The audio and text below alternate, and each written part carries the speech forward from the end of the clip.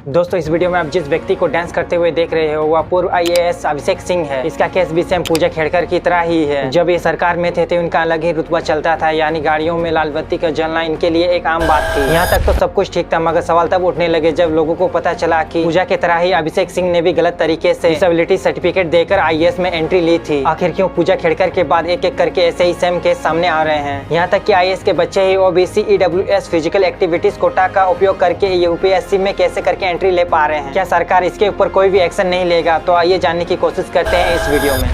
पूर्व आईएएस अभिषेक सिंह इन दिनों चर्चाओं में है। पूजा खेड़कर के बाद अब अभिषेक सिंह पर गंभीर आरोप लग रहे हैं। दरअसल अभिषेक पर आरोप है कि फर्जी सर्टिफिकेट लगाकर विकलांग कोटे से उन्होंने यूपीएससी में सिलेक्शन हासिल किया है।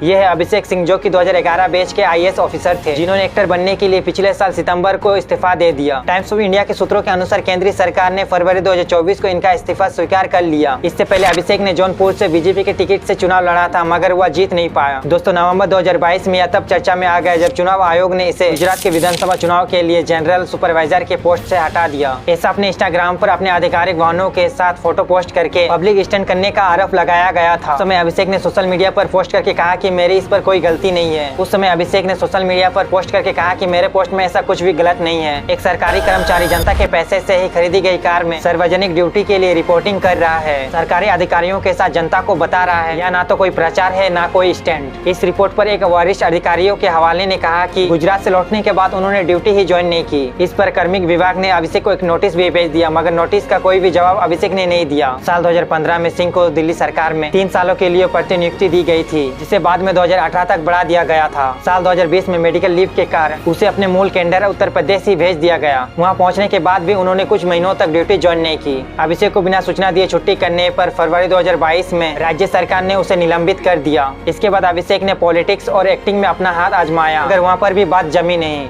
हाथ तो तब हुई जब इसने भी यूपीएससी में सेलेक्ट होने और अच्छी खासी सुविधा पाने के लिए खुद को चलने फिरने के लिए अक्षम बताया था। यानी विकलांग व्यक्तियों के विभाग के अनुसार इस पर बेकार का अर्थ है हड्डियों, जोड़ों या मांसपेशियों की विकलांगता, जिसके कारण अंगों की गतिविधियों पर बहुत अधिक प्रतिबंध लगता है। मांसपेशिक पक्षपात का कोई भी रूप नहीं है। साल 1985 के आईएएस ऑफिसर संजीव गुप्ता अपने रिसर्च में यूपीएससी के लिस्ट में पाया कि अभिषेक यूपीएससी की लिस्ट में लोकोमोटर डिसेबिलिटी के कैटेगरी में है। यानी अभिषेक को जो 94 रैंक मिला है वह हैंडीकैप कैटेगरी में आता है। यानी इसके बिना अभिषेक आईएएस बन ही नहीं पाता। जब लोगों ने इनका सोशल मीडिया पर डांस और जिम करते हुए फोटो को देखा तो काफी ज्यादा शॉक्ड हो गए और इन पर सवाल उठाने चालू कर दिए, जिसे देखते हुए अभिषेक ने एक लंबा चौड़ा इमोशनल जवाब सोशल मीडिया पर दिया, जिसमें उन्होंने कहा कि यह सब कुछ मैं अपने दम पर किया हूँ, रिजर्वमेंट के दम पर नहीं। मगर यहाँ पर उन्हें क्या प्रॉब्लम थी, क्यों उन्होंने हैंडीकैप सर्टिफिकेट का इस्तेमाल किया, इसके बारे में एक भी जवाब नहीं दिया। मगर यहाँ पर एक सवाल उठता है कि सालों से यूपीएससी में ओबीसी ईडब्ल्यूएस फिजिकल हैंडीकैप के लिए एक शॉर्टकट रास्ता तो नहीं है पोस्ट पाने के लिए? क्या यह स्कीम सालों से चल रहा है? इस आर्टिकल को देखो। बिहार में Indian revenue service officer Nirav Kumar ने fake date of education certificate का इस्तेमाल किया 2017 में यूपीएससी में सीट पाने के लिए। इंडियन टुडे के इस आर्टिकल को देखो। थर्ड रैंकर गोपाल कृष्ण रुनंकी के खिलाफ एक पिटीशन दर्ज किया गया, जिसमें ये जो उनका रैंक आया था वह फेक ऑर्थोपेडिकली हैंडीकैप सर्टिफिकेट की वजह से आया था। ऐसे कई सारे केस अभी सामने आ रहे हैं जिस पर सरकार ने अभी तक चुप्पी साधी है।